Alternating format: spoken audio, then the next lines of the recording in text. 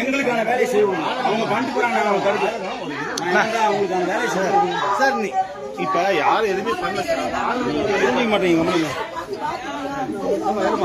திவ்யா, இதெல்லாம் பரவாயில்லையா? பாருமா, இதெல்லாம் பரவாயில்லையா? நீ டச் பண்ணாதா, ஓடாம பேசு, சார். கோஆபரேட் பண்ணுங்க சார்.